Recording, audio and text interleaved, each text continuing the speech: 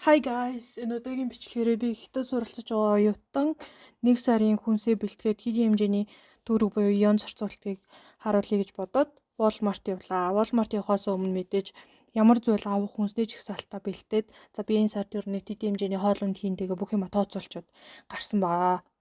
Эхлээд хүлцэл өгчий. Яагаад гэх юм бол би нэг гараараа бичлэг хийгээд нөгөө гараараа тэргээ түрээ тэгээд нүдэрээ юу авах хараад тэгээд листээ давхар шалгаад явахаар миний камерын бичлэг гэж авах юмгүй болсон байлээ. За тий бүгдийг нь ер нь хурцгаа тайм лапс хийсэн баг шулуухан юм байна гэж бодсон. Окей, дэлгүүрээ судалтай авалт их тухайгаа одоо эргээд ярив. Оюутнууд болохоор ер нь 3 төрлийн юмнаас сонгож авч болдог. Нэг нь болохоор хүнсний зах худалдаанаас судалдаж авах, нэг нь хоёр дахь нь болохоор Walmart зэрэг том мартаас судалдаж авна. Эсвэл кампус тойрсон жижиг дэлгүүрүүдээс өдөр тутмын энгийн хэрэглээний юмнуудаа худалдаж авч болдог.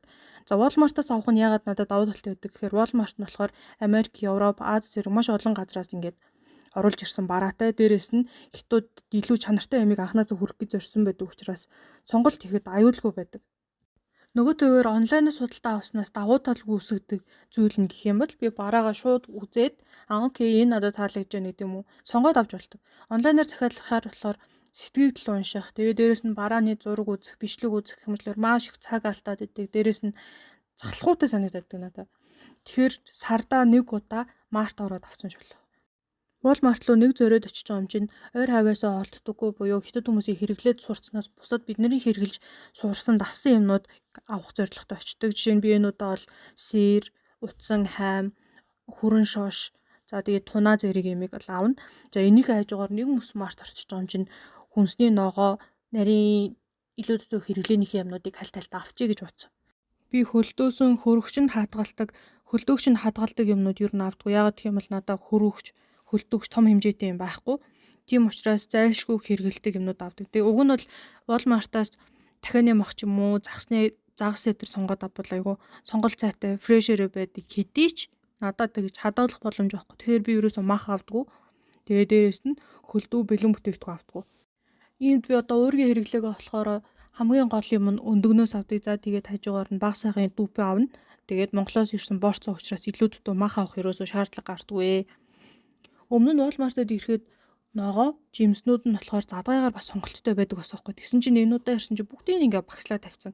Зарим нь болохоор хитрхи их жим болцсон байгаа учраас би хэрглэж барахгүй дороо муудчих юмнууд байгаа учраас миний сонголт хийхэд жоохон төвөгтэй болсон байсан. Тэгээд жишээ нь одоо ингээд энэ чихэрлэг төмс гэхэд 14-өөс би 15 ян болцоо байгаа байхгүй. Тэгтэл тэр 15-ын боодлыг би болохоор хэрглэж барахгүй байж тал муудчихна. Тэгэхээр ингээд сонголтоо хийхэд айгүй хэцүү болсон. Тэгээд луу миний хүнсний жагсаалтанд байсан ч гэсэн одоо ингээд амар томоороо бодолтой байгаа юм чи би хэрглэж барахгүй. Тэгээ мэрэгэн санаа орж ирээд ерөөсө хатаасан луув ногоо авчий дөө гэж бодоод үлдээсэн. Төмсөө алийг сонгоё доо гэж зовж исэн чинь камер маань бүр фокусгүй болоод ийм болцсон байсныг анзаараач. Тэгээд ерөөсө чихэрлэг төмс авч ирснээс энгийн төмс арай 4 ширхэгтэй цөөхөнтэй байгаа юм чинь энгийн төмс авчий даа гэхэл энгийн төмс авсан. Жагсаалтанд бичсэн байсан ногоонуудаасаа байцаа, төмс, саримс, помидор, өвөрцөө авсан. За тэгээ луунгаа бол хатааснаар авахар шийдээд тэгээд явж хаймаа авсныхаа дараа нэг цөв ээж идэм үү гэж бодоод нэг татсан гурил яг бэлнээр сайхан шинээр нь хийцэн байснаас нэгийг авсан. Хамгийн сүүлдээ амттан авахаас шоколад авъя гэж хэлсэн. Хятад болохоор шоколад үнэтэй. Тэгээ дээрэс нь гоё амттай жоохон сонголт муутай байдаг учраас энэ Walmart-ын гаатай эсвэл гүзээлгэн тэр шоколад байдаг. Тэрнээс нэгийг нь авахар шийдээд нэгийг нь авсан.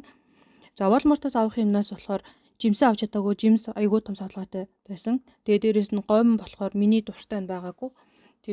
Тэгэхээр гомн, хатаасан луван, хурдан агшдаг будаа, орос талах, цай зэрэгэ Pinduoduo-гоор захиалгаар шийдсэн. Сарын хүнсний төсөвтөө би 600 яныг төсөөлдөг. 400 нь болохоор ингэж өөрчилж бэлтгэхдээ зарцуулаад 200 нь явстандаа зарцуулна гэж төсөөлтгөө. За Walmart-аас бол 167 янь орчимд авсан. Тэгээд хотхны хажуу талын дэлгүүрээс соёр ширхэг бэлэн гомон, жүрж зэргийг болохоор нэг 16 янь орчимд авсан. Pinduoduo-гоос бол нэг 144 янь орчмоор захиалга хийсэн. Үүнээс гадна тогтмол гардаг зардал гэх юм бол би баллоноо зэнэглээд цэвэр ус авахд бол 20 янь зарцуулдаг. Ингээд яг төлөвлөгөөний давуу барьж чадвал би 600 яныг хоол улсын зай зарцуулдаг бол арай илүү хэрэглээтэй баяр ёслолтой байсан ч юм уу гадуур их хоол эзэн тохиолдолд 800 ян орчим болдог. Ингээд 600-аас 800 хооронд миний хоол хүнсний хэрэглээ маань хэлбэлцээд таардгаа гэсэн үг.